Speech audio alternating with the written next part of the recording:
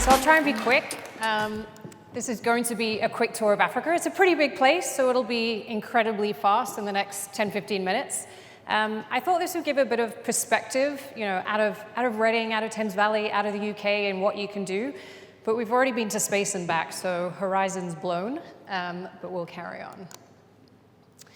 So this is what most of us do when we're coming to a conference: get our phone out, have a look at where to go, plug in the postcode. This is Reading Town Hall, which you probably didn't need. But you've got a home postcode, you've got everything. But 70% of the world don't have an address. 70%. So if you don't have a way to talk about your location, you cut yourself off from a number of different services. And I don't just mean how to get your Christmas delivery on Amazon. I mean things like getting an ambulance to your front door. So just to start us off, one piece of tech developed by a company called What 3 Words, and they've developed a grid that covers the entire world and cuts it into 3 by 3 meter squares. And every 3 by 3 meter square can be recognized by 3 words. So sat down right there, I was in usage, wink, mouse. So you can find out exactly where you are today. And what that means is if you're in a township in Africa, you're a mother, you're about to give birth to your baby, and you call an ambulance, you can give them your 3-word address, and they can find you straight away, rather than driving round and round dirt tracks and roads not knowing how to find you. In a humanitarian crisis, where you probably aren't in a place where there are streets or addresses, or all the streets have disappeared, you can be found as well. So postcodes are definitely something we take for granted here. Something else we take for granted: power. You plug in your mobile phone, your Alexa, your Sonos, your smartphone, your electric car. But there are 600 million people in Africa without electricity. It's a continent with 15% of the world's population that only uses 4% of the world's electricity. So these are problems you might not have even known existed, but there are technology solutions that you probably didn't even know were needed. So this is Africa. The scale of the problem is also pretty amazing. You've got 1 billion plus people, but what you might not know is you can actually fit the whole of China, India, continental USA, Japan, most of Eastern and Western Europe into Africa. That's how big it is, which you probably don't see from a regular map that we look at. So who thought the drones in Flying High that Kathy showed us were pretty cool? Okay, keep your hands up if you actually knew that the first commercial drone airport in the world was in Rwanda. A couple of people. So yeah, Zipline is actually a Silicon Valley-based company, but they've been working on drones for a while in Rwanda now, sending blood from hospital to hospital, 20 different airports around Rwanda. They fly at about 100 kilometers an hour at about 500 feet, and they can get blood to places that are hard to reach with no roads and no transport way faster than trying to send a motorbike or a car across the country. So some other cool technology that we talk about a lot: artificial intelligence. So there have been times driving around, this is Cape Town in South Africa, where actually sometimes driving down these steep cobbled streets, I'd wish someone else was driving. And now we've got autonomous vehicles. Pretty cool technology. Magic? Well, obviously not. But what's it got to do with Africa? Actually, there are thousands of Kenyans who are working to provide and create training data, so taking images of cars, of roads, of people, that they create training data so that automated systems can actually recognize these things in the real world. So they have a huge part to play in the future of these technologies. So Samasource, who do a lot of this, is a company that's been working in Kenya for about 10 years now, offshoring data work and piecemeal work into Kenya, working with a lot of people in places like Kibera, the largest slum in Kenya. And you might think, well, what's Google doing, sending all this labor out to Africa? Is it just about sort of cheap labor? But actually, if you think about some of the advantages, 75% of the people working for Samasource doing this kind of work come from the slums, where there's no or very little other source of employment. 50% are women, which is huge. And also it means that digital literacy is on its way up. They can get other jobs, and wages are a lot higher than their local minimum wage, which means they can support a family.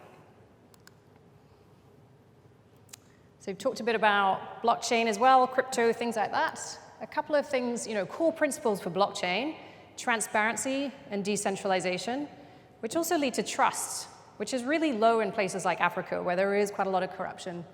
But without trust, you don't get investment, and without investment, you don't get development. So this kind of technology has a huge part to play in the future of Africa as well. And it's also based on community as one of the core tenets of blockchain, and that's a real core value in Africa. So there are examples from elections to education to financial services that the blockchain can be used for. Some of them are here. Land Lay-by is using it to validate land property transactions. So they have a fraud-proof land registry in places like Ghana and Kenya. De Beers, diamond is forever. Every single diamond has its own record. So they can now tell you that diamond is natural, authentic, and conflict-free. So when you come to your Christmas presents, you'll know exactly where they've come from. Also in the Democratic Republic of Congo, there's another company trialing this with cobalt mining.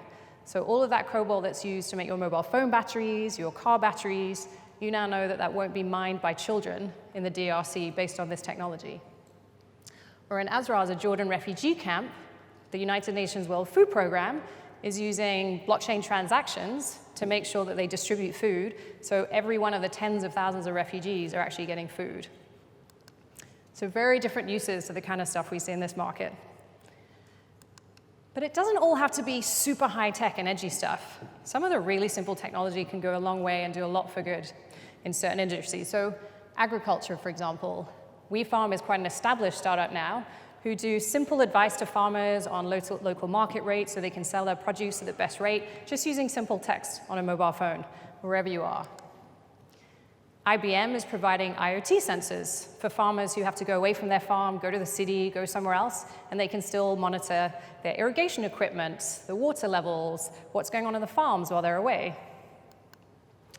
iCow, which was the first mobile phone cow calendar, which helps dairy farmers monitor gestation periods of cows, and so they can monitor their herds over a very simple SMS or voice transaction.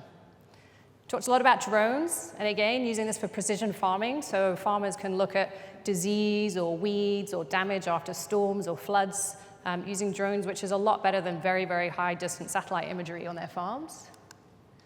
And then simple SMS images. Take a picture of a crop, send it to someone, and they can tell you what the disease is, what you've got to do about it, whether you should be using fertilizer or not, what new seeds you need to plant. Really simple tech. It makes a massive difference to a continent where 60% of people in Africa work in agriculture. Healthcare is another. Again, imaging, places like this where, this is from South Africa, where doctors can take a picture of someone's eye and someone far away can use diagnostics and see if it's cataracts or glaucoma and treat. Other examples, Tanzania, Telescripts is a mobile platform where doctors and nurses around can record your health and do checks and put that all on a mobile platform, so wherever you are, other doctors can access your records, things that we sort of take for granted here, sometimes works, sometimes doesn't. Shezlong, this is a mental health platform in Egypt, so people can get access to therapists over video or web apps online for mental health. Or LifeBank in Nigeria, which is a mobile platform that connects hospitals with blood banks and blood banks with donors. And it means that they can, again, get blood fast and when they need to. In a country like Nigeria, 190 million people, it's fast. And they can do that within 45 minutes, which is compliant with the World Health Organization's cold chain. And they've helped about 400 hospitals and saved about 2,000 lives. So this isn't a place where maternal mortality is really high, childhood malaria kills a lot of people, kills a lot of children, and you've got road traffic accidents and things like that, which this could massively help. So what are some of the drivers and trends driving sort of tech in Africa? Well, mobile is definitely one. About 90% mobile penetration, about 10% PC penetration. And that smartphones, about a third of all mobile phones in Africa are smartphones now. It's hard to sometimes get the right stats. But it's definitely a mobile, not just mobile first, it's pretty much a mobile-only place. And most people's first experience with the internet is going to be on a mobile phone. A lot of people don't have laptops at work. A lot of people don't have that broadband connection. And there's also not a lot of free public Wi-Fi like we appreciate here. But they use mobiles for the same things we do, but only 20% social networking, a lot of mobile payments that we'll talk about in a minute.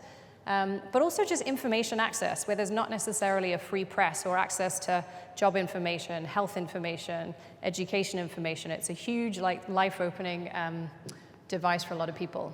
And a lot of people have more than one phone. You go to a meeting in Nigeria and they'll have a BlackBerry, an iPhone, a Nokia, a fake Nokia, dual SIM phones all over. and they're all sort of juggling the best deals and the best discounts and when to call their friends and family. So it's definitely sort of the key device. Youth is another key driver. A lot of young people here today, 43% of Africa's population is under the age of 15. And what that means is by 2035, there'll be another 450 million people joining the workforce.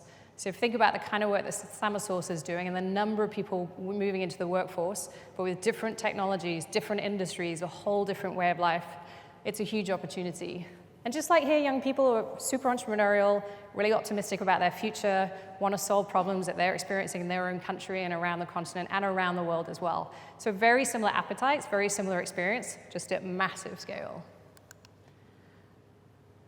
There wasn't even room on this slide for a word. This is somewhere in Lagos. This is a very, very busy sort of city scene. 21 million people live in Lagos. But there are about 50 African cities that already have a population of over 1 million people. So that urbanization is a massive trend, people moving into the cities. And that also brings with it huge challenges. Like I said, you've got 15% of the world's population with 4% of the world's power and electricity, getting supplies from one side to the other. E-commerce in Nigeria is a huge challenge where people don't accept credit cards and moving things from one side of the city, but people are finding their ways around it. But by 2050, 60% of Africa are going to be living in cities. So it's a huge opportunity to be looking at technology and services and products that are going to serve that urban population. So where do they all go to do this tech? Where are they all? Where do you find them all? This is the iHub, which was founded in 2010 by someone called Eric Kurzman, and it's one of the most well-established tech hubs. But there are 450 now in Africa and counting. The World Bank only started counting tech hubs in about 2014. But they spring up, and some of them are simply co-location spaces. They want to share bandwidth costs. They're training, they do incubators, they're hackathons, they're mobile app development spaces. They wear a lot of hats. Some of them are literally just training local populations how to use computers. So from Egypt to Liberia, Senegal to Zambia, you find tech hubs all over. And they're getting a bit of attention, as you can tell from the special guest here in the iHub. So what are some of the success stories? And there are lots, and I've named quite a few today, and I'd look some of them up if I were you. But this is actually a picture from the World Cup 2010 in South Africa, soccer city. Ushahidi actually came out of some of the same team based in the iHub in Kenya. And this is as a result of a huge need in the Kenyan elections in 2008, when violence broke out. And Ushahidi is a crowdsourced platform, and it takes people's information on SMS, mobile, Facebook, Twitter. You can put stuff on the web app, and it crowdsources that information to either mobilize action or tell people where and where not to go. And it's been used in humanitarian responses, from the Haitian earthquake to the Syrian refugee crisis. All over the world, that's used now over the last sort of 10 years now, in 160 different countries. Talked about how people use mobile for money transactions. M-Pesa, which again came out of Kenya, it was a sort of joint initiative from the government and one of the big telcos there, is a mobile wallet system which has 17 million users. That's 2/3 of the adult population in Kenya use this, and 45% of GDP travels through this. So this is by no means a sort of a small startup. And it can be used for everything from paying for your electricity, paying for children's school fees, paying for a cab, to everything. And actually what that's enabled is for a lot of different companies to then completely redesign their services. So Encopa, for example, is like, well, we don't need to just do energy on the grid anymore. What they've done is developed a solar power unit, and then you rent that monthly by paying over M-Pesa, and after a year, you own that solar unit, and you can provide power for your family off-grid for the rest of the time. So things like M-Pesa have actually allowed other companies to completely reorientate how they deliver products and services. So what are some of the challenges?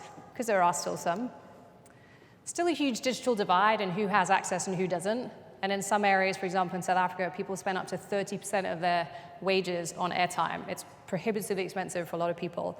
So there's still that divide, and a lot of the digital divide isn't just a tech problem, it's actually a traditional development problem.